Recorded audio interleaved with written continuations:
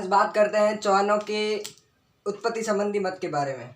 जैसा कि अपन ने पिछले वीडियो में देखा कि सपाद में चौहान वंश की नींव रखी गई वासुदेव द्वारा 551 ईस्वी में। और अब देखते हैं कि चौहान वंश की जो उत्पत्ति है वो कैसे मानी जाती है, क्या क्या तर्क किन किन के द्वारा दिए गए हैं।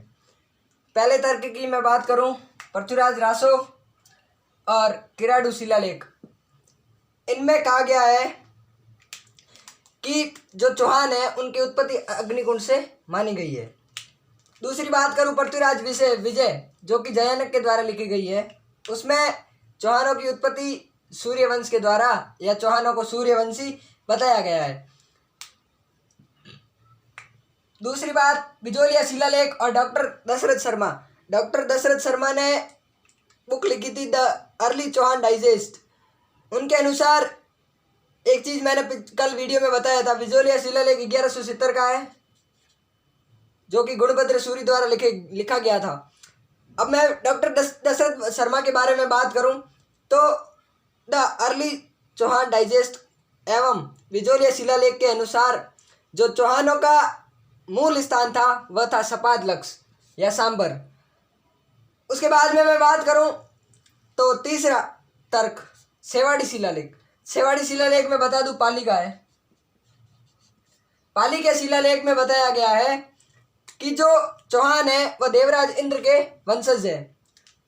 आगे हासी शिलालेख, हासी है जो हरियाणा, हासी से ही याद रखना, हरियाणा के शिलालेख में चौहानों की उत्पत्ति चंद्रमा से बताई गई है।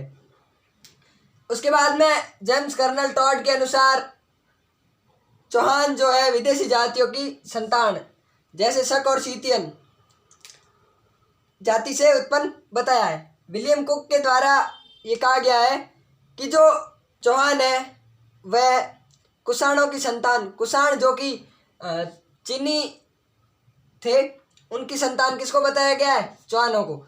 अब उसके बाद में अपन जैसे कि कल के वीडियो में देखा वासुदेव चौहान, गुवक चौहान, चंदनराज चौहान, वाघपति, सिंहराज, विग्रहराज और उसके बाद में अन्य शाखाएं बन गई जैसे अजय मेरू, आड़ती और नाडोल। उन सब के बारे में आज अपन अध्ययन करेंगे। बात करते हैं चौहान वंश के प्रथम शासक वासुदेव चौहान के बारे में।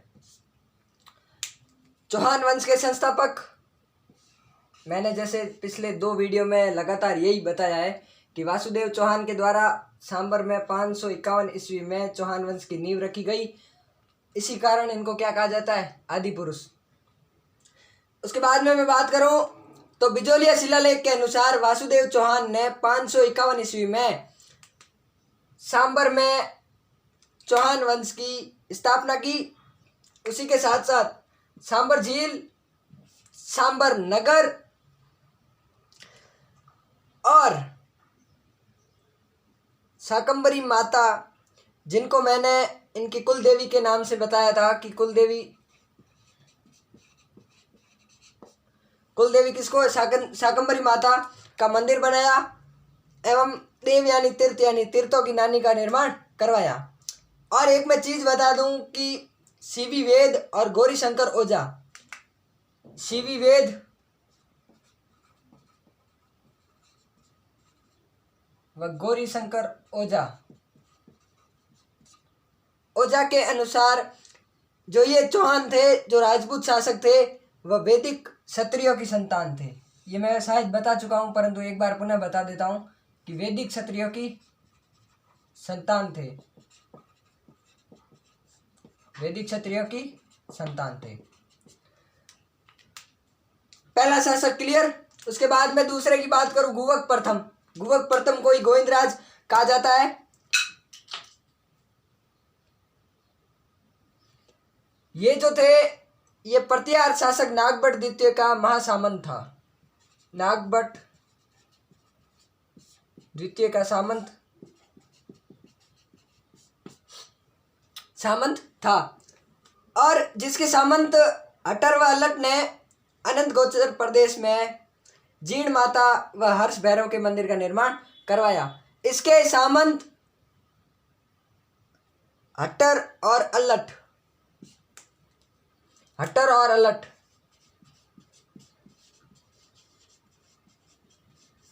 हट्टर और अलट ने हर्ष भैरव और जीण माता का हर्ष भैरव व जीण माता के मंदिर का निर्माण करवाया। अब बता दूं कि जीण माता और जो हर्ष चौहान थे वह चौहान वंश के धांधल जी की संतान थे। धांधल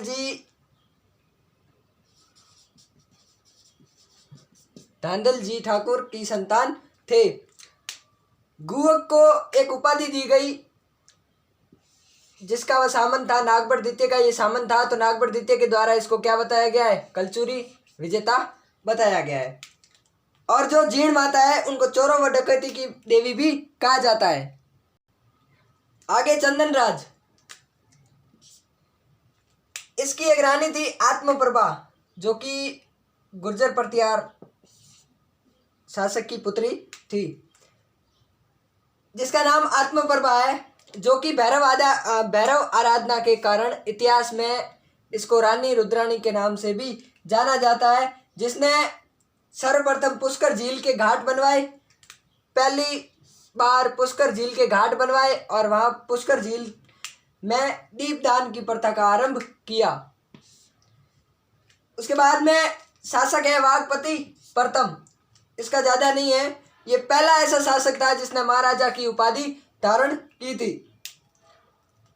बात करूं मैं सिंहराज की, तो इसने मंडोर के प्रतिहारों, अजमेर के मीणा व तंवर वंश को हराया था, इसलिए कौन सी उपाधि धारण की?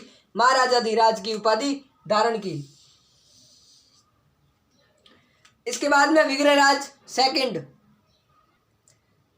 बात करते हैं सबसे प्रतापी शासक चौहान वंश का। प्रथम प्रतापी शासक जो थे वह विग्रहराज द्वितीय। इनके बारे में मैं बता दूं कि चौहान वंश का जो प्रथम प्रतापी शासक था वह थे विग्रहराज द्वितीय।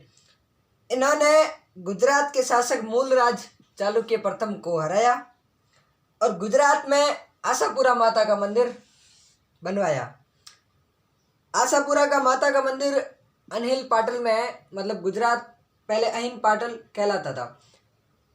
दूसरी बात कि विग्रहराज द्वितीय जब गुजरात के अभियान से लौट रहे थे, उस समय लक्ष्मण चौहान शासक ने अरावली के पश्चिम में नदी है सुकड़ी, इस नदी पर नाडोल राज्य की स्थापना की थी। अब मैं बात करूं विग्रहराज द्वितीय की उपलब्धियों के बारे में, तो इनकी उपलब्धियों का वर्णन 973 ईस्वी में हर्षनाथ प्रशस्ति के अंदर विग्रहराज द्वितीय की उपलब्धियों का वर्णन अपन को मिलता है। अब जो छोटे शासक हैं जैसे दुर्लभराज सेकंड और पृथ्वीराज प्रथम। दुर्लभराज सेकंड के बारे में मैं बता दूं कि गुहिल प्रसाद की हत्या की, और ये गुहिल प्रसाद कहाँ के थे? रामपुरा के युद्ध में मेवाड़ के गुहिल, ये मेवाड़ के थे और इनके मध्य युद्ध हुआ रामपुरा का। रामपुरा के युद्ध में मेवाड़ के गुहिल शासक अंबा प्रसाद है ना, गुहिल तो शासक थे, अंबा